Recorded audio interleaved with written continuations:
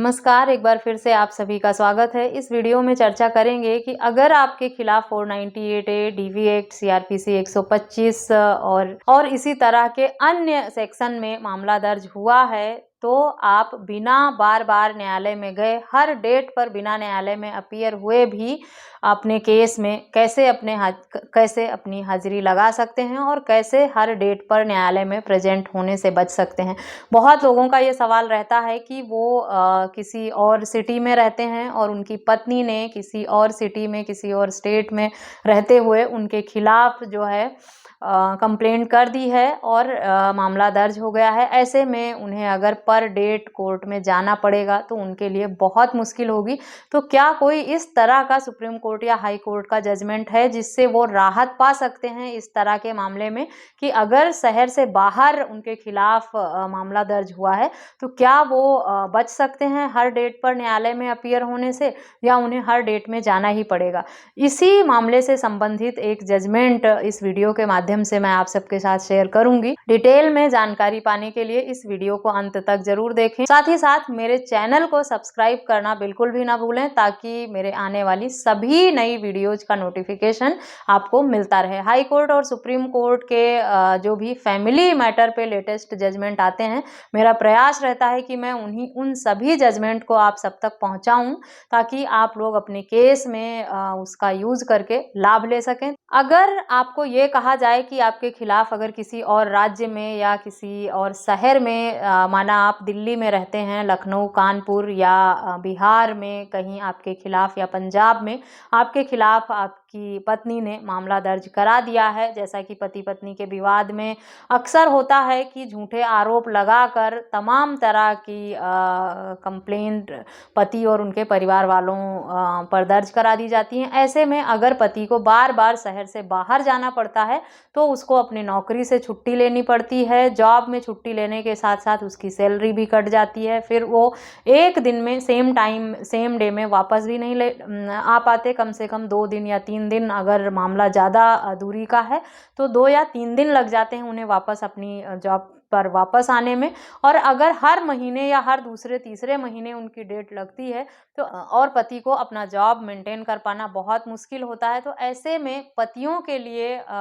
उन पतियों के लिए ये जजमेंट बहुत बड़ी राहत देता है, जिन पर इस तरह का मामला दर्ज हो गया है कि वो उनके शहर से कहीं दूर उनके खिलाफ मामला दर्ज हुआ है और वो इसी तरह की परेशानी से जूझ रहे हैं, जहां उन्हें हर महीने या हर दूसरे महीने में 2-3 दिन की छुट्टी लेनी पड़ती है। ऐसे में उनका पैसा तो लगता ही है, साथ ही अगर उनको हर महीने में 2-3 इस तरह की एडिशनल छुट्टियां लेनी पड़ती हैं तो उनको एक तो जहां भी जॉब करते हैं वहां से बार बार छुट्टी मिलने में दिक्कत होती है, और मिल भी जाती है अगर अपनी प्रॉब्लम बताकर तो उनकी सैलरी से पैसा कट जाता है, और भी इस तरह की बहुत सारी परेशानियों को उन्हें फेस करना पड़ता है, जिसमें ये जजमेंट उनके लिए बहुत ही इम्पॉर्टेंट साबित होगा और उन्हें राहत मिलेगी। कि अगर आपके साथ इस तरह का कोई मामला है तो क्या आपको पता है कि आप वर्चुअल हियरिंग से भी अपनी सुनवाई करवा सकते हैं?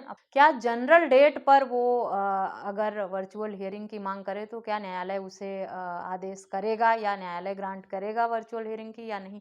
बिल्कुल करेगा। ये जजमेंट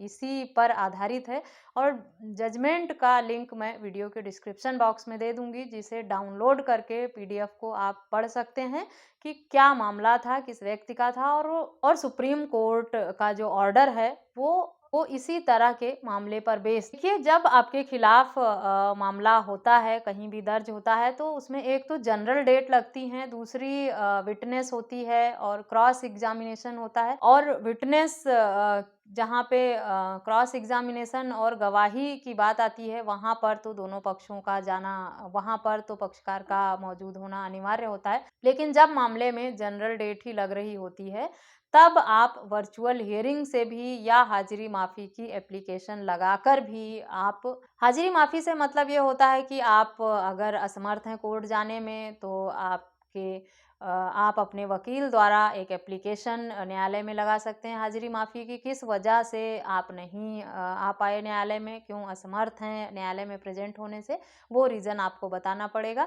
और वर्चुअल हियरिंग की मांग करने के लिए अगर आपके खिलाफ कहीं बाहर मामला दर्ज हुआ है, तो जो भी प्रॉब्लम आप फेस कर रहे हैं, आपकी डिस्टेंस ज़्यादा है या आपको बार-बार जॉब से छुट्टी नहीं मिलती या किन परिस्थितियों की वजह से वर्चुअल हियरिंग की रिक्वेस्ट न्यायालय में दे रहे हैं, ये आपको बताना पड़ेगा। उसके बाद न्यायालय को अगर लगेगा कि आपके लिए सच में ये मुश्किल है बार-बार प्रेज़ेंट हो पाना और जो जो भी माँग की है आपने वो जायज़ है, तो न्यायालय आपको वर्चुअल हियरिंग का ऑप्शन मिल जाएगा। और इसमें जब भी जनरल डेट लगेगी या कभी आप या वर्चुअल हियरिंग में आप मोबाइल फ़ोन से वीडियो कॉन्फ्रेंसिंग से भी अपने डेट पर अपनी हाज़िरी लगा सकते हैं, अपनी बात रख सकते हैं। आप लोगों द्वारा पूछा गया एक बहुत ही अहम मुद्दा था ये, जिसमें जब भी मैं कहती थी हाँ, बिल्कुल ऐसा हो सकता है कि आप वर्चुअल हियरिंग की माँग कर सकते हैं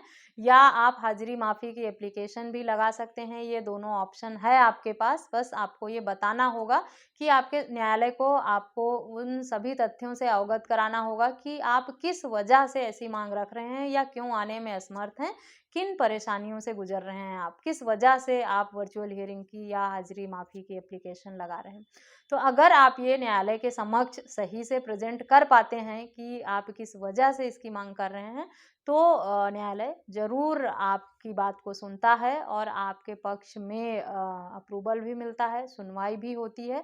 तो इन सभी बातों का ध्यान रखें कि अगर आप का मामला कहीं बाहर हो गया है किसी और सिटी स्टेट में, तो आपको घबराने परेशान होने की बात नहीं है। इस तरह का जजमेंट आपके मैटर में बहुत ही उपयोगी साबित होगा। इस जजमेंट का हवाला देकर आप अपने लिए भी वर्चुअल हियरिंग की मांग कर सकते हैं कि अगर शहर से दूर कहीं आपके खिलाफ मामला दर्ज हुआ है, तो उसमें आप का जो भी तथ्य है उसे न्यायालय में रखें और वहाँ आपको हक है कि न्यायालय से आप वर्चुअल हियरिंग की मांग करें। अगर न्यायालय को लगेगा कि आप नहीं प्रेजेंट हो पाएंगे, सच में आपके साथ परेशानियां हैं और ये जो भी बातें आपने बताई हैं वो जेन्युइन है, तो आपको ज़रूर वर्चुअल हियरिंग का ऑप्शन मिल जाएगा।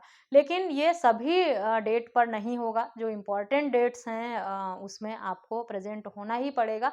लेकिन जो जनरल डेट्स हैं, जो लगातार डेट्स लगती रहती हैं और आम डेट में आपको बार-बार छुट्टी लेने से और आपको जॉब में प्रॉब्लम आ रही है, उन सब परेशानियों से आप आसानी से बच जाएँगे। आशा करती हूँ ये जजमेंट आपके लिए यूज़फुल होगा। जजमेंट का लिंक पीडीएफ के माध्यम से मैं डिस्क्रिप्शन में दे दूँगी। अगर आप इस जजमेंट को डाउनलोड करना चाहते हैं, तो डिस्क्रिप्शन में जाकर जजमेंट का जो लिंक है उस पर क्लिक करके आप जजमेंट को डाउनलोड कर सकते हैं और अपने मामले में इसका यूज़ भी कर सकते हैं। इस तरह के किसी अन्य टॉपिक पर अगर आप जानकारी चाहते हैं, तो मुझे ईमेल, व्हाट्सएप या कमेंट करके ज़रूर बताएं। इस वीडियो में बस इतना ही। मिलते हैं नेक्स्ट वीडियो में। तब तक के लिए थैंक यू एंड बाय।